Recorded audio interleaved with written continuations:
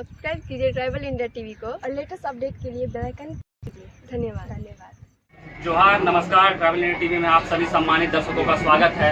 इस वक्त हम आपको पता हो कि देश भर में 5 राज्यों में विधानसभा का चुनाव चल रहा है। सबसे दिलचस्प चुनाव है पश्चिम बंगाल का, जहां पूरी देश की जनता पश्चिम बंगाल चुनाव पर नजर टिकाए हुए है। इस बीच में हम बात करते हैं कि हर भारतीय जनता पार्टी अपनी चुनावी सभा कर रही है और यहाँ पहुंची है भूटान बॉर्डर के पास चामुची गांव में। और यहाँ पे बात करते हैं पूर्व जनजातीय कार्य मंत्रालय के मंत्री रह चुके हैं जुएल ओरांव जी से, और उनसे जानने की कोशिश करते हैं कि क्या इस बार बंगाल में कमल खिलेगा या फिर लगातार तीसरी बार ममता दीदी की सरकार बनती है। आइए बात करते हैं। देश की जनता की नजर है बंगाल चुनाव पर, तो आप किस तरह से देख रहे हैं सर बंगाल चुनाव को? कमल की फूल खिलेगी या फिर दीदी की सरकार? बंगाल में कमल की फूल खिलेगी। उसका 2-3 कारण है।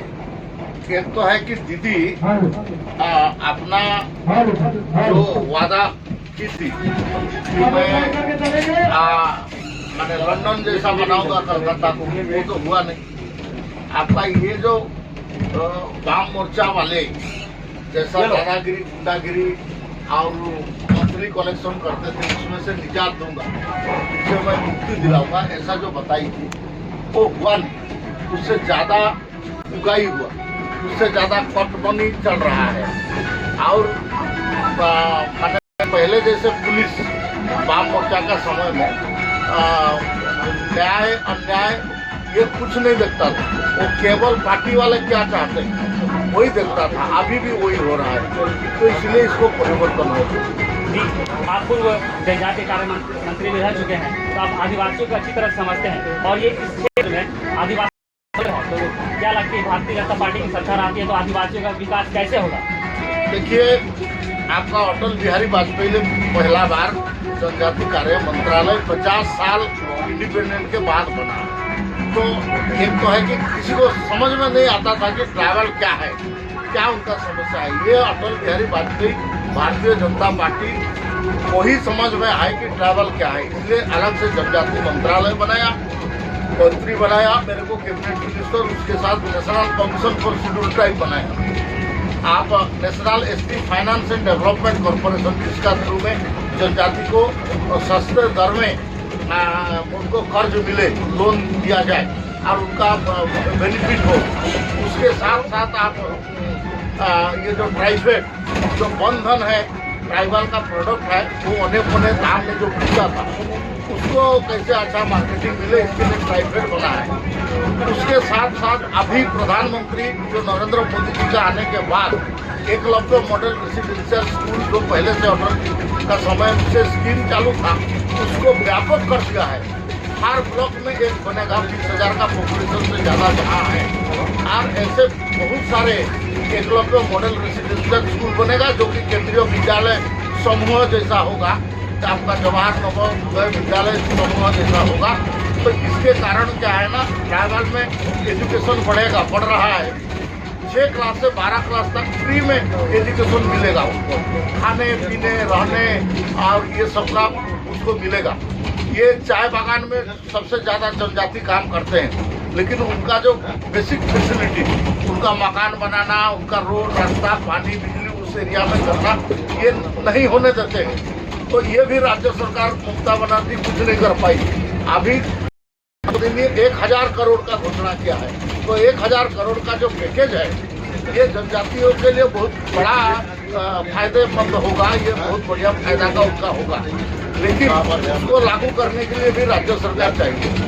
राज्य सरकार इसलिए लोग देंगे हमको, और हमारा भारतीय जनता पार्टी का बंगाल में सरकार बनेगा। मैं बिल्कुल निश्चित आश्वस्त हूँ।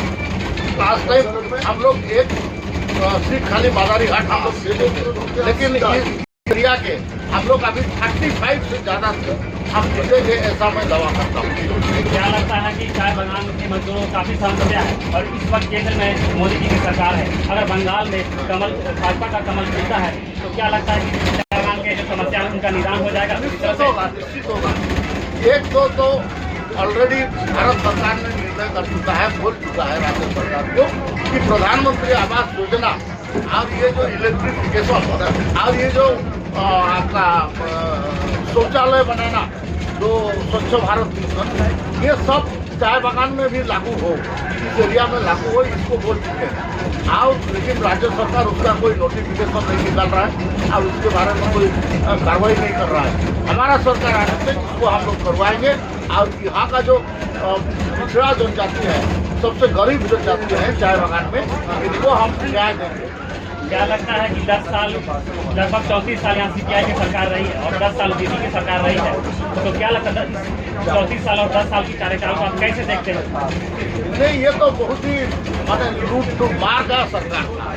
ये कोई सरकार नहीं था, ये तो पार्टी का शासन था, ये सरकार नहीं था। ये भारत का संविधान के हिसाब से जो राज्य सरकार शासन देना चाहिए, जनता को न्याय देना चाहिए, जनता को अपना देखना चाहिए, वो देखा नहीं। वो तो यहाँ का जनता को एक टाइप का कमोडिटी का टाइप है, वस्तु के हिसाब से विचार किया और जो पार्टी को समर्थन किया उसको ही वो उनका ही भलाई किया था, किसी का दूसरा किसी का भलाई नहीं किया था।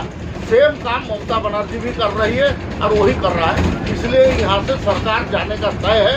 लोग मन बना चुके हैं और भारतीय जनता पार्टी का सरकार निश्चित आएगा। आप आदिवासी मोर्चा के नेशनल प्रेसिडेंट और आप तरीके से जानते हैं कि आदिवासियों की क्या समस्या है। यहाँ खास करके चाय बागानों में काम करने वाले 90% आदिवासी हैं। तो क्या लगता है भाजपा भारतीय जनता पार्टी की सरकार आती है तो उनका समस्या का निदान कैसे करेंगे?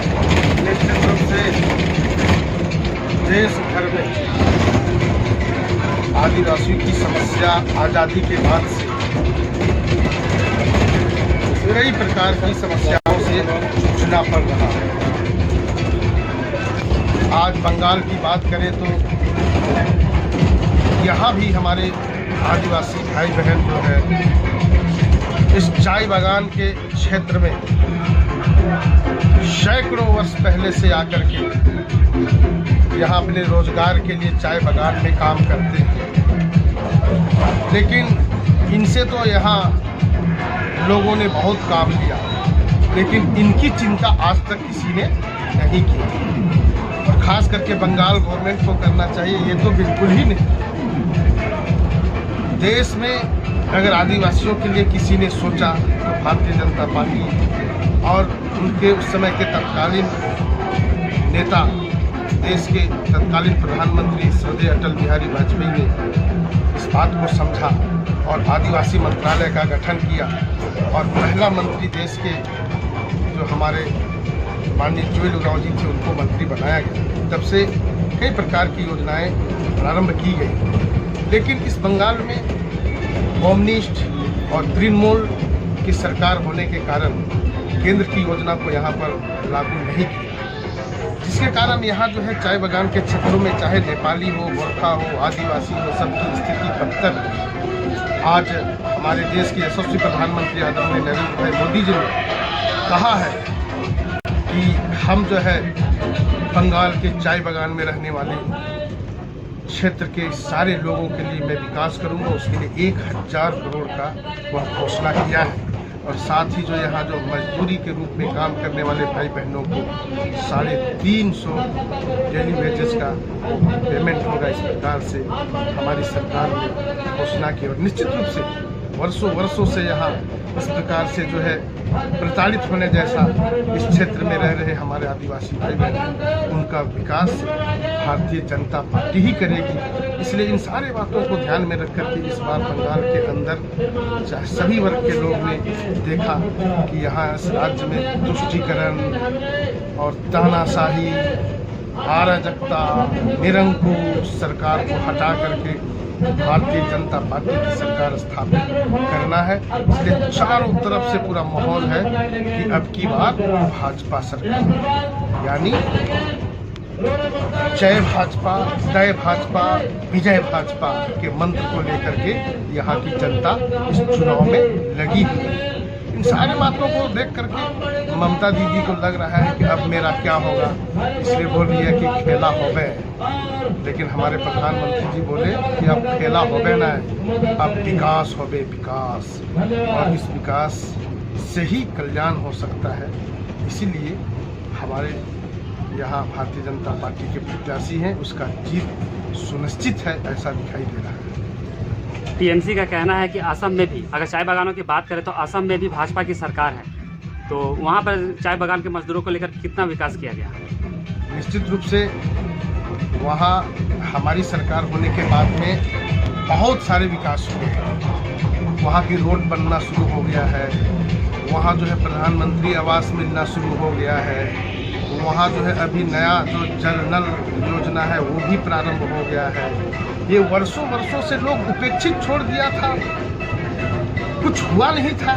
हमारी सरकार आने के बाद में ये सारी चीज़ें प्रारंभ हो गया है और आने वाले दिनों में निश्चित रूप से मैं बताना चाहता हूँ कि ये सबका जो है विकास होगा।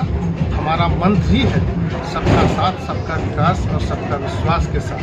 इसीलिए वहाँ इस बार विश्वास किया है और दोबारा भाजपा की सरकार वहाँ करने जा रही है। वहाँ की जनता, बंगाल की जनता ही नहीं बल्कि पूरे देश की जनता उम्मीद करके बैठी है और उस उम्मीद में खरा भी उतर रहा है। इसलिए बंगाल की जनता भी अन्य जगहों को देख के यह पूरा अस्वस्थ हो गया है, विश्वस्त हो गया है। इसीलिए इस बार भाजपा को ही वो विजयी बनाने के लिए चारों तरफ से उमड़ पड़ी है और कह रही है कि पद्म फूले वोट दियो रक्षी। यही बात चारों तरफ गूंज रहा है। खगेन मुर्मू जी, आप स्टेट एसटी मोर्चा के प्रेसिडेंट हैं, तो आप क्या लगता है राज्य में आदिवासियों का कितना विकास हुआ है 10 साल में दीदी की सरकार में? जो बंगाल में 80 विधानसभा क्षेत्र में 80 विधानसभा क्षेत्र में जहाँ पे एसटी डोमिनेटेड क्षेत्र, अब 80 विधानसभा क्षेत्र में एक भी विधानसभा क्षेत्र से तृणमूल कांग्रेस नहीं जीत पाएगा, क्योंकि ये बंगाल में तृणमूल कांग्रेस आदिवासी लोगों के लिए कुछ भी नहीं कर पाई, कुछ भी किया नहीं। आदिवासी क्षेत्र इलाका में जहाँ पे आदिवासी लोग आबादी सबसे ज़्यादा है, ये 16 विधानसभा क्षेत्र है जहाँ एसटी के लिए रिजर्व, वो 16 विधानसभा क्षेत्र में भाजपा की उम्मीदवार से जीतेगा और ये 80 विधानसभा क्षेत्र में भी हर विधानसभा क्षेत्र में भी भाजपा की उम्मीदवार जीतेगा। तो यह बंगाल में हर लोग सबसे ज़्यादा लूट रहे हैं तृणमूल कांग्रेस। लोगों का मर्यादा, लोगों का सम्मान बिल्कुल लूटा गया। और ये आदिवासी के लिए हमारे यशस्वी प्रधानमंत्री नरेंद्र मोदी जी ने जो योजना बनाया, अब सुना हमारे जुएल उरांव जी बताया आपको, हमारे समीर उरांव जी बताया, जो ये आदिवासी ये कल्याण विभाग, ये आदिवासी मंत्रालय हमारे भाजपा का प्रधानमंत्री अटल बिहारी वाजपेयी जी ने बनाया। लेकिन अभी जो ये आदिवासी के लिए बंगाल एक भी काम नहीं हुआ। तो बंगाल में जो हो रहा है, जो आप देखिए कोई रोड नहीं है, पीने का पानी के लिए कोई बंदोबस्त नहीं है, ये शिक्षा के लिए यहाँ पे कोई शिक्षा भी नहीं है। यहाँ चाय बागान में काम कर रहे हैं लगभग 80 से 90% आदिवासी हैं और उनकी सबसे बड़ी समस्या है घर के और वेतन की। तो उन अगर भारतीय जनता पार्टी की सरकार बनती है यहाँ पर, तो किस तरह से उनकी उम्मीदें उभर कर आएंगी? जरूर, यहाँ के ज़्यादा ये है 350 रुपया उनको मजदूरी मिलना चाहिए था। ममता बनर्जी ने बार बार बोले जो इसको मजदूरी के लिए, वो क्या बोले, जो ठीक है यहाँ चाय बागान के जो काम करने वाला जितना मजदूर सबको क्या हिसाब मिलेगा, सभी को मजदूरी मिलेगा, 350 रुपया ये मिनिमम वेज मिलेगा, लेकिन ये दिया नहीं, अभी भी दिया नहीं।